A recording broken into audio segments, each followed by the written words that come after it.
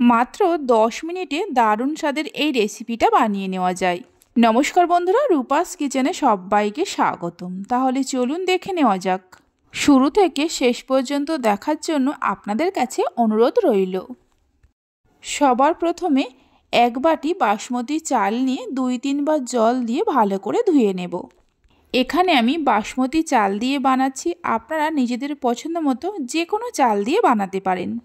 চাল ভালো করে ধুয়ে নেওয়ার পর জল ঝরিয়ে নিয়ে রেখে দেব, ভিজিয়ে রাখার কোনো প্রয়োজন নেই। এবার গ্যাসের ওপর একটা কড়া বসিয়ে কড়ার মধ্যে দিয়ে দেব 1.5 চামচের মতো সাদা তেল। তেলের মধ্যে 1/2 চামচ গোটা জিরে দিয়ে দেব আর 2টো তেজপাতা দেব। ফোড়নটাকে 5-6 সেকেন্ডের মতো ভেজে নিতে হবে।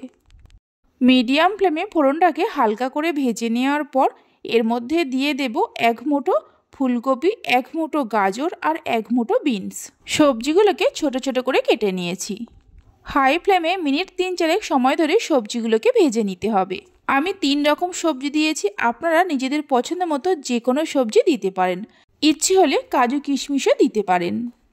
সবজিগুলোকে হালকা করে ভেজে নেওয়ার পর দিয়ে দেব অল্প করে আদা বাটা, মানে 1 চামচের 3 ভাগের 1 ভাগ। আদা বাটাটা দেওয়ার পর 1 মিনিটের মতো ভেজে নিতে হবে। আদার কাঁচা গন্ধটা চলে যাওয়ার পর যে চালটা ধুয়ে রেখেছিলাম ভালো করে জল ঝরিয়ে নিয়ে দিয়ে দেব। এই সময় গ্যাসের ফ্লেমটা লোতে রাখতে হবে। চালগুলো দেওয়ার পর সবজির সঙ্গে মিনিট 2-3 সময় ধরে ভেজে নেব। গ্যাসের ফ্লেমটা মিডিয়ামে রেখে ভাজতে হবে। এইভাবে সবজি পোলাওটা বানিয়ে নিয়ে স্কুল অফিসে টিফিনের জন্যও দিতে পারেন।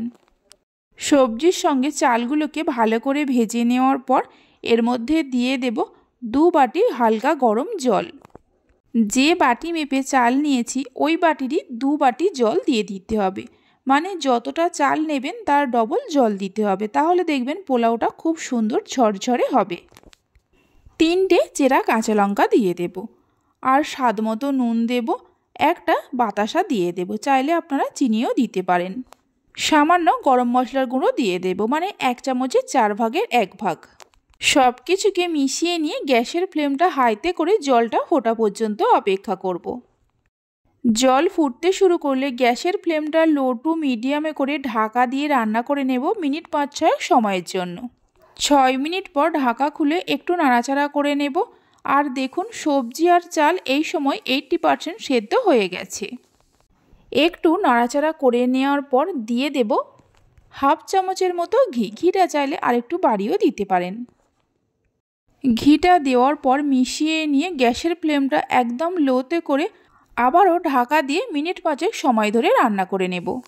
এইভাবে একবার রেসিপিটা বানাতে পারেন। বাড়িতে বানালে খেয়ে আপনাদের কেমন লাগলো অবশ্যই আমাকে কমেন্ট করে জানাবেন। 5 মিনিট পর ঢাকা খুলে দেখাচ্ছি, দেখুন পোলাওটা কতটা ঝরঝরে হয়েছে।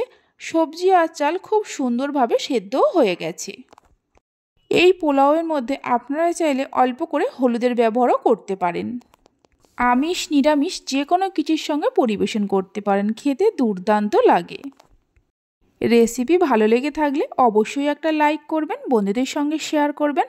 ভালো লাগলে চ্যানেলটি সাবস্ক্রাইব করে পাশে থাকা বেল আইকনটি প্রেস করবেন নতুন রেসিপির আপডেট পাওয়ার জন্য। তাহলে চলুন ভিডিওটা আমি এখানেই শেষ করছি। আপনারা সবাই ভালো থাকবেন, সুস্থ থাকবেন। ধন্যবাদ।